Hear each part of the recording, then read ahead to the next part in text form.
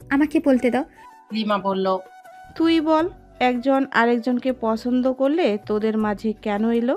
খাদিজা তার মায়ের দিকে তাকাতেই লিমা চুপ হয়ে গেল। হুমায়রা দুই বাহু ধরে ঝাঁকিয়ে বলল, তুই এমন ছ্যাঁচড়া কেন বলতো? এমন ছিঁচকে তুনি কেন? তুই কি এতই সস্তা যে কেউ এসেই তোর নামে অপবাদ দিবি আর তুই মেনে নিবি? এই, তুই প্রতিবাদ করতে পারিস না কেন? তোকে সবার সব কিছু চুপচাপ মেনে নিতে হবে? আর এক মুঠে চোখের পানি ফেলেছিস তো মেরে হাড্ডিগুড়ি সব ভেঙে দেবো। খাদিজা রানীর দিকে তাকিয়ে বলল, আপনার বহু কথা শুনেছি, আর একটা অপবাদ যদি আপনি দিয়েছেন আমি ভুলে যাব আপনি আমাদের কিছু হন। যেদিক দিয়ে এসেছেন সেদিক দিয়ে বেরিয়ে যান। এর চেয়ে ভালো ব্যবহার করতে পারলাম না। লিমা বলল, খাদিজা, তুই এসব কি বলছিস? ওর পরকিয়াকে তুই... মা, তুমি নিজের চোখে দেখছো ওর পরকীয়ার কাণ্ড? হ্যাঁ, আমাদেরকে বাসায় ঢুকতে দিচ্ছিল না। তুমি যখন এলে তখন ওর গায়ের ড্রেস কি ছিল? থ্রি পিস ছিল। তুমি তো কি থ্রি পিস পরা দেখলে? একটু আগে না বলে ওদেরকে পরকীয়া মেতে উঠতে দেখেছো? ওই একই তো। তুমি হুমায়রার রুমে ঢুকেছিলে? আরে না, ওই মেয়ে তো আমাদের এখানে নাস্তা দিয়ে বসিয়ে রেখেছিল। তাহলে কিভাবে জানলে ওর রুমে কেউ আছে? এই বাড়ির দেওয়াল এত পাতলা না যে কেউ রুমে কিছু করছে আর সেটা দোতলা থেকে নিচতলা পর্যন্ত শোনা যাবে। তোমরা কয়টা এসেছো? তোরা যাওয়ার পরই। আমরা যাওয়ার পর রবিনও আসলো, তোমরাও আসলে। তোমাদেরকে নাস্তা দিয়ে হুমায়রা উপায়ে গিয়ে পরকীয়া ছড়ালো, তাহলে রান্না করলো কে? হুমায়রাই করছে। তুমি আমার মা বলে কঠিন ব্যবহার করতে পারলাম না। বেরিয়ে যাও, আর কোনোদিন আসবে না এই বাড়িতে। খাদিজা রবিনের দিকে তাকালো। দারোয়ানকে দিয়ে আচ্ছা মতো মার খাইয়েছে। রানী কিছু বলতেই যাবে, খাদিজা কঠিন হুঙ্কার দিয়েছে। সবাই চলে যাওয়ার পর খাদিজা হুমায়রাকে জড়িয়ে ধরতেই হুমায়রা ফকিয়ে কেঁদে ওঠে। খাদিজা বলল, ওদের কথাবার্তা শুনেই আমি সব বুঝে গিয়েছিলাম। তখন তোকে চড় মেরেছি রাগ করে। কেন তুই সবার সব কথা নীরবে শুনে যাস বলতো? আমি ভয় পেয়ে গেছিলাম আপু। খাদিজা হুমায়রাকে ছেড়ে হুমায়রার পাশে দাঁড়িয়ে সাদের দিকে তাকালো। খাদিজা আঁতকে উঠে ফিসফিস করে হুমায়রাকে বলল, আব্বে, সামনে তো তাকা। এবার তো উনি আমাদের ছিবিয়ে খাবে। কি ভুল করেছি রে? হুমায়রা ঠোঁট উল্টে ইশারায় বোঝালো সে কিছুই জানে না। এত সময় সাত সম্পূর্ণ নীরব দর্শক ছিল। যা করার বলার খাদিজাই বলেছে। সাদ এবার উঠে দাঁড়ালো। খাদিজা হুমায়রা দুজনে ভয়ে মিয়ে গেল। সাদ দুজনের সামনে দাঁড়িয়ে বলল, এতক্ষণ ওর কথা বলে আমি খুব খুশি হয়েছি। এটা আমি আশা করিনি যে তুমি হুমায়রাকে সাপোর্ট করবে। তারপর রেগে আছে কেন? এত খুশির মুহূর্তেও মানুষ প্যাঁচার মতো মুখ করে রাখে? হুমায়রাও মিটি হেসে ফেলল। সাদ হুঙ্কার দিয়ে বলল, রবিন যে তোমাদের মাহারাম না এটা মাথায় ছিল না? এগুলো তো ওদের চাল। এ তো আমি ওদের মুখ দেখেই বুঝে গেছি। তোমাদের মাথায় এটা ছিল না যে আমি আছি মানে আমি সব সামলে নিতে পারবো? ভেতরে না গিয়ে এখানে সংসেজে বসেছিলে কেন? আর আরেকজন তো সংসেজে ওড়না ছাড়া দাঁড়িয়েছিল। আসলে চুপ। আমি কোনো কৈফিয়ত চাইনি। আমাকে তো আর দরকার নেই তোমাদের দুজনের। থাকো তোমরা, আমি গেলাম। সাদ রেগে উপরে উঠে গেল। খাদিজার রাগে লুকের নিয়ে তাকালো হুমায়রার দিকে। হুমায়রা খাঁচোমাচো করে বলল, আমার কোনো দোষ নেই। ওনার কোনো দোষ নেই, সব দোষ তোর। তুই এভাবে দাঁড়ালি কেন? হিজাব পরে আসিসনি কেন? তখন মাথা ঘুরে উঠেছিল, তাই হিজাব পরার কথা ভুলে গেছিলাম। তো এখানে দাঁড়িয়ে আছিস কেন? ঘরে যা। হুমায়রা গাল ফুলিয়ে ফেলল। খাদিজা কোমরে দুই হাত রেখে বলল, উনি শুধু গাল ফুলিয়েই রাখতেই জানে। যা, সাদের রাগ ভাঙা। আমি? তোর কারণে রেগেছে, তুই রাগ ভাঙাবি। আমার ভয় করছে ওনার সামনে যেতে। তখন তো এমনভাবে তাকিয়েছিল যেন চোখ দিয়ে ভস্ম করে দিবে। আপু, তুমি যাও। হুস, তুই সাদের রাগ সম্পর্কে জানিস না। একবার রেগে গেলেও খুব ভয়ঙ্কর রেগে যায়। তখন সামনে নেওয়া যাওয়াই ভালো। এখন কি হবে? খাদিজা করুণ মুখে বলল, দেখি কি হয়, ছেলে হয় নাকি মেয়ে হয়। হুমায়রা ভুরু কুচকে তাকালো। খাদিজা ঠোঁট উল্টে বলল, কি? এই মুহূর্তেও ফাইজলামি? তো এখন কি রুম নাচুম? তুই যাইয়া নাচ। সব তোর জন্য হয়েছে। হুমায়রা আবারও গাল ফুলিয়ে দাঁড়িয়ে রইল। খাদিজা কিছু বলতেই যাবে, সাদ নিচে নেমে এলো। হাতে ব্যাগ, মানে সাদ সত্যিই চলে যাচ্ছে, কিন্তু কোথায়? আপনি কোথায় যাচ্ছেন? দুজনেই একসাথে বলে উঠলো। সাত দাঁত কিরমির করে বলল, ভিক্ষা করতে চাচ্ছি, যাবে? আর রাগ করে থাকবে না, ভুল হয়ে গেছে, মাফ করে দিন না প্লিজ। সাত, প্লিজ মাফ করে দাও, এমন ভুল আর হবে না। খাদিজা করুণ স্বরে বলল। সাদ কিছু না বলে গটগট করে হেঁটে চলে গেল। হুমায়রা খাদিজার দিকে তাকিয়ে ভোর দৌড় দিয়েছে। খাদিজা হুমায়রার পেছনে ছুটতে ছুটতে বলল, তোরে এখন হাতের কাছে পাইলে কি যে করম। আজিব, আমি কি করেছি? যা করার সব তো ওরা করেছে। তুই হিজাব ছাড়া নিচে নামলি কেন? তাই তো ছাদ চলে গেছে। তখন ভয়ে সব গুলিয়ে ফেলেছিলাম তাই। পুরো ড্রয়িং রুমে দৌড়ে সিঁড়িতে গিয়ে হুমায়রা বসে পড়ল। খাদিজাও হুমায়রার পাশে বসে পড়ল। দুজনেই হাঁপাচ্ছে। খাদিজা হুমায়রার কোলে মাথা রেখে বলল, ছাদ সত্যি চলে গেল? কোথায় গেছেন উনি? সেটাই তো বুঝতে পারছি না। জানো আপু, আমি আমার জীবনে আগে কখনো দৌড়াদৌড়ি খেলিনি। আজকে তোমার ভয়ে দৌড় দিয়ে মজা পেয়েছি। খাদিজা কিছু না বলে হুমায়রার দিকে তাকিয়ে আছে। হুমায়রার চেহারার দিকে তাকালে মনে হয় একটা নিষ্পাপ বাচ্চা মেয়ে তার পাশে বসে রূপকথা রাজ্যের গল্প করছে। হুমায়রাকে দেওয়া কষ্টের দিনগুলো ভাবতে খারাপ লাগে খাদিজার। এই পিচ্চিটাকে সে বিনা কারণে কষ্ট দিয়েছে। খাদিজা হুমায়রার হাত ধরতেই হুমায়রা খাদিজার দিকে তাকালো। খাদিজা বলল, মাফ করে দিস আমাকে, তোকে অনেক কষ্ট দিয়েছি বিনা কারণে। ছাদের কাছ থেকে সরাতে মায়ের কথাই তোর সাথে অন্যায় করেছি অনেক। আপু প্লিজ এভাবে বলো না। তোমাকে পেয়ে আমি কি যে খুশি বলে বোঝাতে পারবো না। আমি সব সময় আফসোস করতাম আমার বড় একটা বোন নেই বলে। হুমায়রা খাদিজাকে জড়িয়ে ধরে বলল, আল্লাহ আমাকে বড় বোন হিসেবে তোমাকে দিয়েছেন, তাই আমি আল্লাহর কাছে কত কত শুকরিয়া আদায় যে করেছি। এখন তো আমি আরও খুশি, কারণ তুমি আমাকে ভালোবাসো। তাই আমার সাথে দুষ্টুমি করো, আমার চুল আঁচড়ে দাও, খাইয়ে দাও। আল্লাহ আমার মনের আশা পূরণ করে দিয়েছেন। খাদিজার চোখে পানি চলে এসেছে। হুমায়রাকে বুকের সাথে জড়িয়ে ধরে। খুব আপন আপন লাগে হুমায়রাকে এখন। মনে হয় অনেক বছর আগ থেকে দুজন দুজনকে চেনে। দুজনের আবেগে আপ্লুত হয়েছিল। এমন সময় সাদের কণ্ঠস্বর শুনে পেছনে তাকিয়ে দেখলো সাদ দাঁড়িয়ে আছে। দুজনের দিকে তাকিয়ে বলল, আমি চলে গেছি কোথায় আমার রাগ ভাঙাবে? তা না, এখানে বসে দুঃখ বিলাস করছে দুজন। আমি এবার সত্যি সত্যি চলে যাচ্ছি।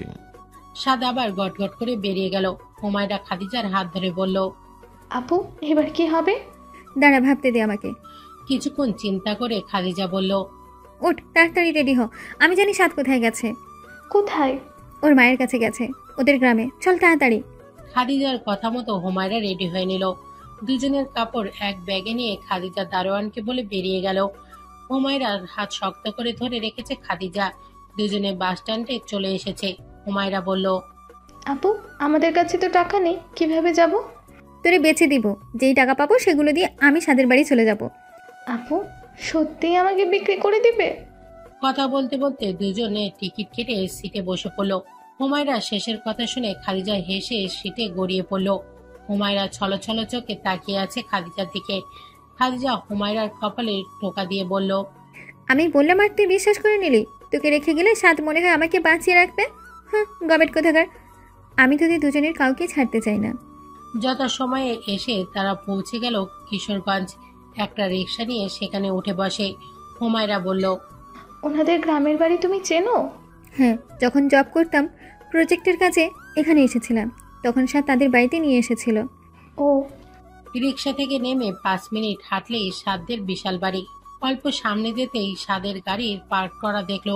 খাদিজা হুমায়রাকে বলল, দেখ, তোর স্বামী এখানেই এসেছে। তোমার মনে হয় কিছু হয় না? বাড়ির উঠানে যেতেই দেখলো সাদ তার মায়ের সাথে হেসে হেসে কথা বলছে। সাদ ওদের দুজনকে দেখে ওদের সামনে আসলো। দুজনেই সালাম দিল সাদকে। সাদ গম্ভীর মুখ করে ফেলেছে। দুজনকে রুমে এনে বসিয়ে আবার বেরিয়ে গেছে। সাদের মা অবাক হয়ে তাকিয়ে আছে। তিনি জানেন না সাদের দ্বিতীয় বিয়ের সম্পর্কে। সাদ গম্ভীর মুখে এসে দাঁড়িয়ে আছে। খাদিজা ছলছল চোখে তাকিয়ে আছে সাদের দিকে। হুমায়রা সাদের মায়ের কাছে গেছে। খাদিজা এবার সাদের হাত ধরে বলল, প্লিজ আর রাগ করে থেকো না। তখন সিচুয়েশন এমন ছিল যে মাথায় ছিল না রবিনের কথা। হুমায়রার সম্পর্কে এসব শুনে রাগ উঠে গেছিল, তাই। খাদিজা মাথা নিচে করে কেঁদে ফেলল। সাদ আলতো করে জড়িয়ে ধরে বলল, এখন আর রাগ নেই আমার। সত্যি? ভীষণ রাগ উঠেছিল।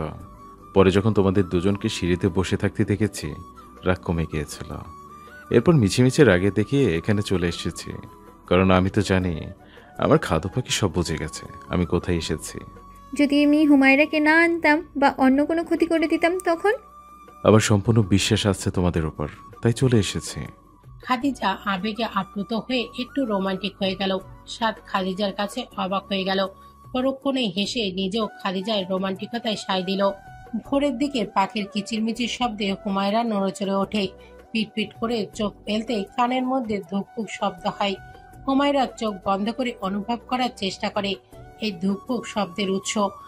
তখন মনে হলো সে এখনো স্বাদের বাহুবন্ধনে আবদ্ধ। মুহূর্তেই কাল রাতের কথা মনে পড়ে যায়। হুমায়রা লজ্জায় গুটিয়ে গেল, আস্তে করে উঠে বসে। ঘুমের রেশ এখনো কাটেনি। গালে 2 হাত রেখে ঝিমুই হুমায়রা। সাদও উঠে বসে, হুমায়রাকে দেখে হেসে ফেলল, কানের কাছে মুখ নিয়ে বলল, এই যে বিবি সাহেবা, এভাবে বসে থাকবেন নাকি? আমার কিন্তু আপনাকে এভাবে দেখতে ভীষণ ভালো লাগছে। হুমায়রাও ঘুমু ঘুমু চোখে নিজের দিকে তাকালো। ধূপ করে সাদের বুকে কিল বসিয়ে দিয়ে চাদর দিয়ে নিজেকে ঢেকে দেয়। সাদ হু হু করে হেসে ওঠে। হুমায়রা চোখ ছোট ছোট করে বলল, লুচু কোথাকার। ও মা, আমার কি দোষ? তুমি এভাবে বসে থাকলে সমস্যা নেই, আর আমি তাকালেই দোষ? এটা কেমন বিচার? হুমায়রা মুখ ভেঙিয়ে বলল, জানতো আপনার জামাত মিস হবে। ঠিক আছে, যাচ্ছি। তুমিও তাড়াতাড়ি ফ্রেশ হয়ে নামাজ পড়ে নিও। হুমায়রার কপালে চুমু দিয়ে সাদ ওয়াশরুমে চলে গেল। হুমায়রা গালে 2 হাত দিয়ে বসে আছে। সাদ উজু করে বের হয়ে হুমায়রার মুখে পানি ছিটকা দিয়ে বলল, অনেক ঝিমিয়েছ, এবার যাও ওয়াশরুমে। যাচ্ছি তো। খাদিজা দরজার আড়ালে দাঁড়িয়ে আছে, ভয় পাচ্ছে খুব। রুমের ভেতর হুমায়রা এবং সাদের মা লতিফা বেগম কথা বলছে। কথাগুলো খাদিজার বিষয়ে। লতিফা বেগম বলল, তুমি কিভাবে পারলে ওই মেয়েটাকে ঘরে আনতে? কি দরকার ছিল এসবের? তুমি কি পারছিলে না সাদকে খুশি করতে? কথা বলো। হুমায়রা কাচুমাচু করছে, অনেক কিছুই বলতে চাচ্ছে, আবার ভয়ও লাগছে। লতিফা আবার বলল, কি দরকার ছিল সতীন ঘরে আনার? তুমি জানো না সতীনের সংসার কখনো সুখের হয় না? ওই মেয়ে যদি এখন চক্রান্ত করে তোমার বিরুদ্ধে, কেমন লাগবে তোমার? তোমাকে যদি সংসার থেকে বের করার ফোন দিয়াটে, সাদকে যদি ওই মেয়ে নিজের দিকে করে নেয়, তোমার অবস্থা কি হতে পারে ভাবতে পারছো? তোমার যে ভাবি, তোমাকে তার ঘরে টিকতে দেবে বলে মনে হয় না। কি দরকার ছিল এসবের? খাদিজার চোখ থেকে পানি গড়িয়ে পড়ল, কারণ লতিফা তো কথা ভুল বলেনি। সে তো এসব কাজ করেছে, কিন্তু সে তো নিজের ভুল বুঝতে পেরেছে, তওবা করেছে আল্লাহর কাছে। তারপরেও কি সবাই তাকে ভুল বুঝবে? হুমায়রাও যদি ভুল বোঝে? খাদিজার চোখ বন্ধ করে দীর্ঘশ্বাস পেল। নিজেকে এখন নিজের কাছেই বোঝা মনে হচ্ছে। হুমায়রা তার শাশুড়ির দিকে তাকিয়ে আছে। লতিফা বেগম উত্তরের আশা চেয়ে রইল হুমায়রার মুখের দিকে। হুমায়রার মনে সাহস নিয়ে বলতে শুরু করলো, আম্মা, বেয়াদবি মনে করবেন না। একটা কথা আমার কাছে ভুল মনে হয়েছে। সতীনের সংসার সুখের তখনই হয় যখন 3 জনই দিনদার হয়। আপনি যেসব সতীনের সংসারের কথা বলছেন তারা আল্লাহর এই বিধান সম্পর্কে অজ্ঞ, তার শাস্তি সম্পর্কে অজ্ঞ। আর তাছাড়া আমার নসিবে যা আছে সেটাই ঘটবে আমার সাথে। আমার কপালে যদি সুখ লেখা থাকে, কেউ সেই সুখ থেকে আমাকে বঞ্চিত করতে পারবে না। আপু তো নিজ থেকে আসেনি আমাদের মাঝে। আল্লাহ আমাদের 3 জনকে একসাথে লিখে রেখেছিলেন বলেই আমরা একসাথেই আছি। তাকদিরের লেখন তো কেউ বদলাতে পারে না আম্মা। সতীনের সংসারও সুখের হয়, এটা আমরা দেখিয়ে দেবো আম্মা, ইনশাল্লাহ। লতিফা বেগম কিছুক্ষণ চুপ করে থেকে বললেন, শুনেছি ওই মেয়ের বয়স সাদের থেকেও বেশি। এমন বুড়ি মেয়েকে কেন বিয়ে করালে? সুন্না বলে তাই। আম্মা দেখুন, রাসূল সাল্লাল্লাহু আলাইহি ওয়াসাল্লাম এর প্রথম স্ত্রী, তিনিও কিন্তু বয়স্ক ছিলেন। যখন রাসূল সাল্লাল্লাহু আলাইহি ওয়াসাল্লামের বয়স 25, তখন খাদিজা রাদিয়াল্লাহু তাআলার বয়স 40 বছর। এবং এটা সবাই জানে রাসূল সাল্লাল্লাহু আলাইহি ওয়াসাল্লাম কতটা ভালোবাসতেন খাদিজাকে। এটাও জানে রাসূল সাল্লাল্লাহু আলাইহি ওয়াসাল্লাম আয়েশাকেও খুব ভালোবাসতেন, কিন্তু যখন খাদিজার কথা মনে হতো তিনি কেঁদে ফেলতেন। আর আয়েশা রাদিয়াল্লাহু তাআলার এটা নিয়ে খুব জেলাস করতেন। বয়স কোনো বিষয় না আম্মা, সম্পর্কে জোর আত্মার বন্ধনটাই মূল বিষয়। লতিফা বেগম হুমায়রার দিকে কিছুক্ষণ তাকিয়ে থেকে বললেন, ওই মেয়েকে ডাকো, দেখি মেয়েটাকে। জি আচ্ছা। হুমায়রা রুম থেকে বেরিয়ে খাদিজার রুমে গেল। জানালার একপাশে দাঁড়িয়ে আনমনে বাইরের দিকে তাকিয়ে আছে। হুমায়রা গিয়ে পেছন থেকে জড়িয়ে ধরে বলল, তোমাকে আম্মা ডাকছে আপু, কেন? তোমার সাথে কথা বলবে। চল। খাদিজা যেতে নিলেই হুমায়রা হাত ধরে আটকে ফেলে। হুমায়রা চোখ ছোট ছোট করে খাদিজার দিকে তাকিয়ে বলল, তুমি কেঁদেছো? কই না তো। আমার সাথে মিথ্যা বলে লাভ নেই, সব বুঝেছি আমি। তুমি তোতলাচ্ছ। এমনি কিছু না, চল। বলো না কি হয়েছে। খাদিজা কিছুক্ষণ চুপ করে থেকে তারপর বলল, আমাকে ক্ষমা করে দিস আমার আগের ব্যবহারের জন্য। মায়ের কথা শুনে তোর সাথে অনেক অন্যায় করেছি, প্লিজ মাফ করে দিস। আবার এসব বলছো? তোমাকে বলেছি না এসব আর কখনো বলবে না। খাদিজা হুমায়রার মুখটা দুই হাতে ধরে বলল, তুই এত ভালো কেন বলতো? আমার এখন নিজেকে অপরাধী মনে হয়। মনে হয় সাদের মাসনা হয়ে এসে তোর থেকে অর্ধেক অধিকার ছিনিয়ে নিয়েছি। আপু, আম্মা তোমাকে ডাকছে, আসো। হুমায়রা বেরিয়ে গিয়ে আবার ফিরে এলো। খাদিজাকে নিচ থেকে একটু সাজিয়ে গুছিয়ে নিয়ে গেল লতিফা বেগমের ঘরে। খাদিজা ভয়ে আছে, যদি লতিফা তাকে পছন্দ না করে, যদি সাদকে বলে তাকে ছেড়ে দিতে, তখন কোথায় যাবে সে? মায়ের ঘরেও গেলে এসব নিয়ে হাজারটা কথা শুনবে। এসব ভেবে ভেবে খাদিজার মস্তিষ্কেও আতঙ্ক ভয় করছে। রুমে ঢুকে খাদিজা সালাম দিল লতিফাকে। সালামের উত্তর নিয়ে সোফায় বসার জন্য ইশারায় দেখিয়ে দিল। লতিফা বেগম খাটের উপর বসে আছেন। হুমায়রাকে পাঠিয়ে দিলেন সাদের কাছে। হুমায়রা যেতেই চাচ্ছিল না খাদিজাকে একা রেখে, কিন্তু শাশুড়ির আদেশ অমান্য করার সাহস পায়নি। লতিফার ভরাট গম্ভীর স্বরে খাদিজা কিছুটা কেঁপে ওঠে, মাথা নিচু করে ফেলে। নাম কি তোমার? মেহেরুনিসা খাদিজা। বয়স যেন কত তোমার? জি, 35 পার হয়েছে। এর আগে বিয়ে করনি কেন? কোনো সমস্যা আছে তোমার? আমি বাচ্চা জন্মদানে অক্ষম, তাই বিয়ে ভেঙে যেত। কথাটা বলার সময় খাদিজার কণ্ঠনালী কেঁপে ওঠে। তাই সাদের গলায় ঝুলে পড়েছো, তাই না? তুমি জানতে না সাদের প্রথম বউয়ের কথা? জি। তারপরেও কোন আক্কেলে বিয়ে করেছো? তোমার মনের ভিতরে যে বক্রতা নেই সেটা কিভাবে বুঝবো? তুমি আমার ছেলের কাছ থেকে তার প্রথম স্ত্রীকে আলাদা করতে চাইবে না? অবশ্যই চাইবে, সতীনরা তো এমনই হয়। হুমায়রাকে সরিয়ে দিতে পারলেই তো রাজ্য, রাজা এবং রাজত্ব সবই তুমি পাবে। খাদিজা একবার লতিফার দিকে চোখ তুলে তাকিয়ে আবার নামিয়ে নিল। লতিফা বেগম বেশ সূক্ষ্মভাবে খাদিজাকে পরখ করছে। খাদিজার চোখে টলমল করা পানি লতিফা বেগমের দৃষ্টি এড়াতে পারেনি। এবার তিনি খাদিজার রূপের দিকে খেয়াল করলেন। ওকে এতটা বয়স্ক মনে হচ্ছে না।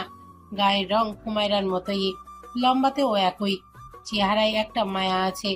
খয়েরি রঙের সালোয়ার কামিজের কারণে উঠতি বয়সী যুবতীদের মতো লাগছে। নাকটা হালকা লাল হয়ে আছে, হয়তো কান্নার কারণে। লতিফা বেগম খাদিজাকে বললেন, ওই দিক থেকে নারকেল তেলের বোতল নিয়ে আমার পিছনে আসো, মাথায় একটু তেল লাগিয়ে দাও। জি।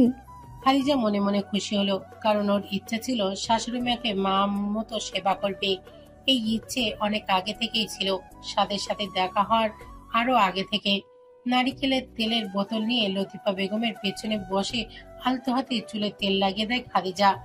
লতিফা বেগম আরাম পেয়ে চোখ বন্ধ করে ফেলেন। খাদিজা আল্লাহর কাছে দোয়া করছে যাতে তার শাশুড়ির মনটা নরম হয় তার প্রতি। আজ তুমি আমার সাথে ঘুমাবে। জি আচ্ছা। খাদিজার জি আচ্ছা উত্তর শুনে লতিফা বেগম একবার তাকালেন খাদিজার দিকে। মেয়েটা খুশি হয়েছে। ওর মুখ দেখেই বুঝলেন লতিফা বেগম। মুখটা হাসি হাসি হয়ে আছে। এতে করে লতিফা বেগম আরেকটু নরম হয়ে গেল। খাদিজা রান্নাঘরে এলো শাশুড়ির জন্য খাবার নিতে। প্লেটে খাবার নিয়ে বের হওয়ার আগে হুমায়রার সাথে দেখা হলো। হুমায়রা বলল, এগুলো কার জন্য? আমার শাশুড়ি মায়ের জন্য। হ্যাঁ। মুখটা প্যাঁচার মতো করে রাখিস না, যা তোর স্বামী সেবা কর। খাদিজার মুখে হাসি দেখে হুমায়রা আর কিছু বলল না। খাদিজা খাবার নিয়ে রুমে এলো, সব লতিফা বেগমের সামনে রাখলো। খালি গামলায় হাত ধুয়ে নিল। লতিফা খেতে বসে পড়ে। মাছ দেখে বলল, ইলিশ মাছ আমার ভীষণ পছন্দ, কিন্তু কাটার জন্য খেতে পারি না। স্বাদ যখন থাকতো আমাকে কাটা বেছে দিত। এইসব বলেই তিনি খেতে শুরু করলেন। খাদিজা ইতস্তত করে বলল, আমি আপনাকে কাটা বেছে দিই আম্মা। দাও। খাদিজা খাটের এক কোণে বসে মাছের কাঁটা বাছতে শুরু করে। লতিফার খাওয়ার ফাঁকে ফাঁকে খাদিজাকে দেখছে। এতটা আনন্দ নিয়ে কাজ করছে যেন নিজের মায়ের সেবা করছে। লতিফা বললেন, সেখানে তোমরা একসাথেই খাও? হ্যাঁ, আমরা তিনজনে এক প্লেটেই খাই। ও, তুমি খাবে না? আপনি খেয়ে নিন, তারপর আমি খাবো। বাসায় রান্না বান্না কে করে? হুমায়রা, আপনার ছেলের একটাই আদেশ, রান্না যেন হুমায়রা করে, কারণ ওর হাতের রান্না ভালো। আর তোমার? আসলে আমি বিয়ের আগে চাকরি করতাম, তাই এসব ঘরোয়া কাজের সময় হয়নি। মুখটা নামিয়ে জবাব দিল খাদিজা। হুমায়রার ভাবি আসে ওই বাড়িতে? জি এসেছিল। তারপর তো কি হয়েছিল? এই বিষয়টা আপনি আপনার ছেলের কাছ থেকে শুনে নিয়ে আম্মা, আমি বলতে পারবো না। কেন? তুমি বললে সমস্যা কি? আমি বলে পরনিন্দা হয়ে যায়। প্লেট বাটি সব গুছিয়ে রান্নাঘরে রেখে এলো। প্রেসক্রিপশন থেকে শাশুড়ির ওষুধগুলো হাতে নিয়ে পানির গ্লাসে এগিয়ে দিল। লতিফা বেগম পানি খেয়ে বলল, যাও খেয়ে আসো, তাড়াতাড়ি ঘুমিয়ে যাই আমি। জি ঠিক আছে। খাদিজা বেরিয়ে এলো রুম থেকে। রান্নাঘরে এসে খাবার নিয়ে সাদের রুমে এসে জিজ্ঞেস করলো, হুমু পাখিটা কই ঈশান? উঠানে গিয়ে দেখে এসো তোমার সতীনের কারবার। কেন, কি করেছে ও? দেখেই আসো না। খাদিজা দ্রুত ঘর থেকে বেরিয়ে মেইন ডোরের সামনে দাঁড়ালো। উঠোনের দিকে তাকাতেই হেসে ফেলল। হুমায়রা ছোট ছোট বাচ্চাদের সাথে দৌড়াদৌড়ি খেলছে। সাদও এসে দাঁড়িয়েছে পেছনে। খাদিজাকে বলল, তুমি আসার আগে দুষ্টুমি তো করতোই, তুমি আসার পর থেকে দুষ্টুমি আরো বেড়ে গিয়েছে। আসলে ও একটা ভরসার জায়গা পেয়েছে, যার কারণে ওর ভেতরের বাচ্চা ছিল আচরণটা বাইরে প্রকাশ পাচ্ছে। ভরসার কাঁধ পেয়েছে, যেখানে ওর সকল আবদার পূরণ হবে। ভুল করলে শুধরে দেবে, ভালোবেসে আগলে রাখবে, নির্দ্বিধায় ভরসা করতে পারবে। ঠিক বলেছ। তোমরা বাচ্চা কাচ্চা নিবে না? ও নিজে তো এখনো বাচ্চা, আর একটু বড় হোক, তারপর ভেবে দেখবো। আমিও তোমাকে এই কথাটা বলতে চেয়েছি, কিন্তু বলিনি। তুমি যদি ভাবো আমি হিংসার কারণে এসব বলছি তাই। সাদ গম্ভীর মুখে তাকিয়ে রইল খাদিজার দিকে। খাদিজা মুখ নামিয়ে ফেলেছে।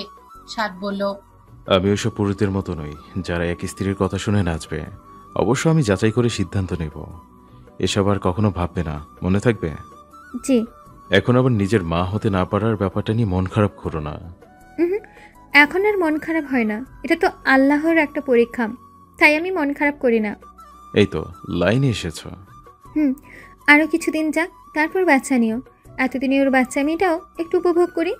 সাদের মেন ঘর থেকে কিছুটা দূরে টিনের একটা দুরুম বিশিষ্ট ঘর আছে। এটা সাদের বাবা করেছিলেন, তাই স্মৃতি হিসেবে লতিফা এই ঘরটা ভাঙতে দেননি। ঘরটার সাথে লাগোয়া একটা খোলামেলা বারান্দা আছে, বাইরে ঝুম বৃষ্টি। খাদিজা এবং হুমায়রা দুজনেই ঘরটা থেকে বেরিয়ে এলো। এই ঘরটাতে দুজনে থাকতে বেশ ভালো লাগে, তাই দিনের বেলা এই ঘরে থাকে। সাদও এখানেই থাকে। খাদিজা হুমায়রার দিকে তাকিয়ে বলল, এই হুমু পাখি, শোন না, বলো। বৃষ্টিতে ভিজে চল। চলো। দুজনেই উঠোনের দিকে পা রাখবে অমনি গম্ভীর এক কণ্ঠের দুজনেই লাফিয়ে উঠল। চমকে তাকালো পেছনে। সাদ বলল, যদি এক পা উঠানে যায় আজকে তোমার একদিন কি আমার একদিন। হুমায়রা মুখ ঝামটা মেরে ফিস করে বলল। দুজনেই মুখ খুলিয়ে দাঁড়িয়ে আছে। লতিফা বেগম বিল্ডিং এর ঘরটার বারান্দায় দাঁড়িয়ে এদের কাণ্ড কারখানা দেখছে। খাদিজা হুমায়রার দিকে তাকালো। দুজনের চোখে চোখে কথা বলে একটা শয়তানি হাসি দিল। দুজনেই দুজনের হাতে শক্ত করে ধরে এক দৌড়ে উঠানের মাঝখানে। মুহূর্তেই কাক ভেজা হয়ে গেছে। উঠানে বেশ পানি উঠেছে, সেখানেই লাফাচ্ছে দুজন আর খিলখিল করে হাসছে। সাদ বকতে গিয়েও বকলো না, আনমনে হেসে দিল। লতিফা বেগমও তাদের কাণ্ড থেকে মুচকি হেসে ফেললেন। খাদিজার প্রতি যে বিষাদ ছিল সেটা ধীরে ধীরে গায়েব হয়ে গেছে। বিকেলের দিকে খাদিজা, হুমায়রা, সাদ এবং আশেপাশে বাড়ির ছোট ছোট বাচ্চারা মিলে একসাথে ক্রিকেট খেলছে। খাদিজা এবং হুমায়রা একদল, সাথে বাচ্চারাও আছে, আর সাদ একাই একদল। খেলার এক পর্যায়ে খাদিজা এবং হুমায়রা জিতল। হুমায়রা লাফাচ্ছে আর সাদকে পচাচ্ছে। সাদ কানে আঙুল দিয়ে দাঁড়িয়ে আছে। বাচ্চারা তো আছেই। বাড়ির পেছনে খেলছিল তারা। খেলা শেষে বাড়ির উঠানে আসতেই কিছু মহিলার সাথে দেখা হলো। তারা মূলত আশেপাশের বাড়ির। সাদ ভেতরে চলে গেছে। খাদিজা এবং হুমায়রা লতিফার সাথে এখানেই রয়ে গেল। খাদিজার মনটা খারাপ হয়ে গেছে। সে জানে এখন এখানেও তাকে অনেক কথা শুনতে হবে। মনে মনে একটা গোপন দীর্ঘশ্বাস ফেলল।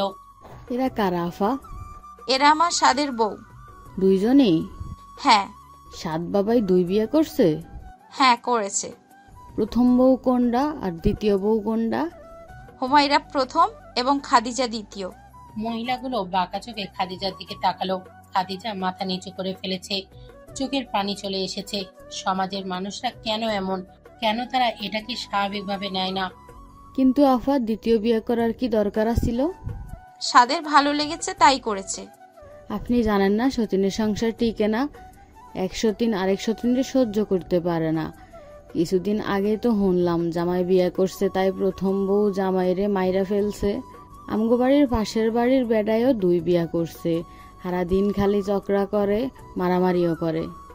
সেটা ওদের সমস্যা, ওরা বুঝবে। আমাকে বলছো কেন? আর আমার ছেলের বউরা যথেষ্ট ভদ্র, তারা এসব কখনোই করবে না। তুমি যাদের কথা বলছো তাদের তো দুনিয়া ছাড়া আর কোনো দিকেই হুঁশ নেই। কিভাবে দুনিয়ায় আয়েশ আরামে থাকবে সেই সব তাদের মূল চিন্তার বিষয়। আর পুরুষ তো বিয়ে করে সুন্নাহ মেনে নয়, ভোগের জন্য। দোষ শুধু নারীদের দাও কেন, পুরুষের দোষও আছে। যারা যারা বহু বিবাহ করেছে খোঁজ নাও তো, কতজন সুন্নাহ মেনে এই সুন্নাহ পালনের যথাযথ চেষ্টা করেছে। এসব কথা আমাদের এখানে বলবে না। আপা, আপনারে তো ভালোর জন্যই কইলাম। আর তুমি মেয়ে কোন আক্কেলে জামাইরে আবার বিয়া করতে দিছ? তুমি জানো না সতীন কখনো আপন হয় না? তোমার থেকে তোমার জামাইরে লইয়া যাইলে কি করবা তখন? নাকি তোমার ভিতরে কোনো সমস্যা আছে? হুমায়রাকে উদ্দেশ্য করে বলল। হুমায়রা কাচুমাচু করছে। লতিফা বেগম এবার বেশ রেগে গেলেন, কিছুটা রেগেই বললেন, এখানে কান পোড়া দিতে আসছো? সমস্যা কি তোমাদের? আমার ছেলের ইচ্ছে হয়েছে তাই 2 বিয়ে করেছে। ও ওর বিবিদের মাঝে সমতা করতে পারলে তোমাদের কি সমস্যা? ওরা 2 সতীন 2 জনকে মেনে নিলে তোমার এত জ্বলছে কেন? বউ তো আমার ছেলে, তোমাদের এত গায়ে ফোসকা পড়ছে কেন? অনেক কথা হয়েছে, যাও বাড়ি যাও। লতিফা বেগম উঠানের গেটটা লাগিয়ে দিলেন, তারপর রুমে চলে গেলেন। যাওয়ার আগে খাদিজাকে বলেছেন এসব নিয়ে না ভাবতে। মানুষের কাজে অন্যকে নিয়ে রং তামাশা করা। কোথায় যেন একটা শিউলির চারা গাছ পেয়েছে খাদিজা, সেটা বাড়ির পেছনের দিকে লাগিয়ে দিল। সাদের দিকে তাকিয়ে বলল, এই শোনো না, বলো। আমি যদি তোমার আগে মারা যাই তাহলে এই গাছের নিচে আমায় কবর দিও। এই শিউলির ঘ্রাণে আমার কবরের চারপাশ মুখরিত হয়ে থাকবে, আর আমি শান্তিতে শুয়ে থাকবো মাটির নিচে। আমি মারা যাওয়ার পর তোমরা এখানে প্রায় সময় এসে আমাকে দেখতে, কেমন? সাদ কিছু বলল না, শুধু তাকিয়ে রইল খাদিজার দিকে। সাদে একটা বিষয় খেয়াল করেছে, খাদিজা আগের থেকে আরো বেশি সুন্দর হয়ে গেছে। ওর মুখের গ্লোটা আরো বেড়েছে, একদম 20-21 বছরের যুবতীদের মতো লাগছে। 1 সপ্তাহ পার হতেই সাদরা ফিরে এলো। যাওয়ার আগে লতিফা বেগম খাদিজাকে অনেক দোয়া করলেন, সাথে হুমায়রাকেও। গ্রাম থেকে ফেরার পর অনেক দিন পেরিয়ে গেছে। খাদিজা অনেক মিস করে শ্বশুর বাড়ির সাথে কাটানোর সময়গুলো। ফজরের নামাজের পর খাদিজা হুমায়রার কাছে গিয়ে বসলো। হুমায়রা কোরআন থেকে মুখ তুলে বলল, কিছু বলবে আপু? আমাকে সহিষ্ণু শুদ্ধভাবে কোরআন পাঠটা শেখাবে? হুমায়রা খুশি হয়ে বলল, হ্যাঁ অবশ্যই শিখবো। আসো আমার পাশে বসো, আরেকটা কোরআন নিয়ে। মসজিদ থেকে ফিরে সাথ খাদিজার রুমে উকি দিল। রুমে না দেখে ভুরু কুঁচকে কিছুক্ষণ ভাবলো খাদিজা কই গেছে। হুমায়রার কথা ভেবে সেদিকে গেল, দরজার সামনে দাঁড়িয়ে গেল। মনে এক প্রশান্তি বয়ে গেল। 2 সতীনে কিছু কিছু কাজ এই সমাজে সত্যি খুব বিরল। এই সুবিশাল সমাজে তো এসব আশাই করা যায় না। সাদ মনে মনে শুকরিয়া জানালো রবের কাছে। ঘরটা যেন এখন জান্নাতে পরিণত হয়েছে। ওয়াইদার কাছে মাসনাই আরবি শিখছে, বিষয়টা সত্যি খুব আনন্দদায়ক সাদের কাছে। পানি খেয়ে ডাইনিং টেবিল থেকে 2 কদম সামনে এগোতেই খাদিজা হেলে মেঝেতে পড়ে গেল। দুম করে আওয়াজ হওয়ায় হুমায়রা দৌড়ে এলো রান্নাঘর থেকে। তাড়াতাড়ি খাদিজার মাথার কাছে বসে বেশ কয়েকবার আপু আপু বলে ডেকে উঠেছে, কিন্তু কোনো সাড়া শব্দ নেই। হুমায়রা দিশে না পেয়ে বাড়ির ল্যান্ডলাইন থেকে সাদকে ফোন দিল। খবর পেয়ে আধা ঘন্টার মধ্যেই সাদ চলে এসেছে। খাদিজাকে কোলে করে রুমে নিয়ে গিয়ে শুয়ে দিল। হুমায়রা খাদিজার পাশে বসে এক হাত শক্ত করে ধরে রেখেছে আর নিঃশব্দে কেঁদে যাচ্ছে। সাদ খাদিজার বান্ধবী নাজনীনকে কল করলো। সে একজন ডক্টর। খাদিজা নাজনীনের কাছ থেকেই চিকিৎসা নেয় সবসময়। অনেকক্ষণ দেখার পর নাজনীন সাদের দিকে তাকালো। সাদ খুব অস্থির হয়ে গেছে। খাদিজারও জ্ঞান ফিরেছে। সাদ বলল, কি হয়েছে ওর? হঠাৎ এভাবে অজ্ঞান হয়ে গেছে কেন? আসলে ব্যাপারটা আমার কাছে মিরাক্কেল মনে হচ্ছে। খাদিজা 2 মাসে প্রেগন্যান্ট। মানে? হ্যাঁ, এটাই সত্যি। কিন্তু আমি তো কখনোই মা হতে পারবো না, তুই তো বললি। হ্যাঁ আমি বলছি, এটাই বলছি। তোর শুধু 10% মা হওয়ার সম্ভাবনা আছে, আর 90% অক্ষমতা। এবং সত্যি এটা অবাক করার বিষয় হচ্ছে যে তুই এই 10% সম্ভাবনার মধ্যে মা হতে যাচ্ছিস। সত্যি? হুম। খাদিজা বেশ খুশি হলো। সাদ এখনো ঘরের মধ্যে আছে, হুমায়রা রুমে নেই। নাজনীন আবার বলল, কিন্তু খাদিজা নাজনীনের হাত শক্ত করে ধরে চোখের ইশারায় না করলো। সাদ বলল, কিন্তু কেন? কিন্তু ওকে প্রপার রেস্টে থাকতে হবে। হ্যাঁ, আমরা সবটা দিয়ে চেষ্টা করব, আপনি চিন্তা করবেন না। সাদ ভীষণ খুশি। নাজনীন চলে যেতেই খাদিজাকে জড়িয়ে ধরলো। কপালে চুমু দিয়ে হুমায়রাকে ডেকে বলল খুশির সংবাদ। হুমায়রা কিছুক্ষণ তবদা মেরে দাঁড়িয়ে থেকে পর মুহূর্তে লাফিয়ে উঠল। দুজনের খুশি দেখে খাদিজাও বেশ খুশি, কিন্তু একটা অজানা ভয় মনে গেঁথে গেছে। গাড়ি থেকে নেমে সাদকে বিদায় জানিয়ে খাদিজা হসপিটালে ঢুকে গেল। নাজনীনের কাছে চেক আপ করাতে এসেছে। সাদ আসতে চেয়েছিল, খাদিজাই বারণ করে দিয়েছে। নাজনীনের চেম্বারে ঢুকে সালাম দিল। নাজনীন বসতে বলল। খাদিজা মেকআপ সরিয়ে বলল, কাল তুই কি বলতে চেয়েছিলি? খাদিজা, আমার মনে হয় এটা তোর স্বামীকে শোনা উচিত। এবার লুকিয়ে রাখাটা ঠিক হবে না। কি হয়েছে সেটা তো বল। খারাপ কিছু? হ্যাঁ। আমাকেই বল, আমি সাদকে টেনশনে ফেলতে চাই না। ঠিক আছে, তোকেই বলছি। আসলে এই প্রেগনেন্সি তোর জন্য একটা হুমকি স্বরূপ। মানে? আগে বলছি, তোর জননীতে ছোট ছোট ছোট অসংখ্য টিউমার রয়েছে, যার কারণে বাচ্চা জন্মদানে তুই অক্ষম বলেছি আমি, কিন্তু এটা সত্যি মিরাক্কেল হয়েছে। তুই সন্তান সম্ভবা, কিন্তু এই সন্তান জন্ম দিতে গেলে তুই হয়তো মারা যেতে পারিস, আর বাচ্চা বড় হবে, তোর আরও ক্ষতি হবে। খাদিজা নির্বিকার হয়ে গেল। চোখ থেকে পানি গড়িয়ে পড়ল। অজান্তেই হাতটা পেটে চলে গেছে। নাজনীন বলল, তাই আমি বলছিলাম কি, কি? তুই অবসান করিয়ে ফা। না, যত যাই হোক আমি কখনোই এটা করব না। আল্লাহ আমাকে দয়া করেছেন, তাই সন্তান দিয়েছেন। আমার বিশ্বাস এরপরেও আল্লাহ আমাকে দয়া করবেন এবং বাচ্চাটাকে দুনিয়ায় আনতে সাহায্য করবেন। অনেক সাহায্য করেছিস আমার, আর কোনো সাহায্যের প্রয়োজন নেই। খাদিজা গটগট করে উঠে চলে গেল। হসপিটাল থেকে বেরিয়ে একটা রিক্সা নিয়ে বাসার উদ্দেশ্যে রওনা দিল। অজানা একটা ভয় জেগে বসেছে খাদিজার মনে। পেটে হাত দিয়ে ফুঁপিয়ে কেঁদে ওঠে। মনে মনে শুধু আল্লাহর সাহায্য চাইছে। বাসায় ফিরে খাদিজার রুমে এসে বসে পড়ল। কেমন যেন লাগছে, হাতটা বারবার পেটে চলে যাচ্ছে। নীরবে চোখের পানি ফেলছে। হুমায়রা এসে চটপট করে বলল,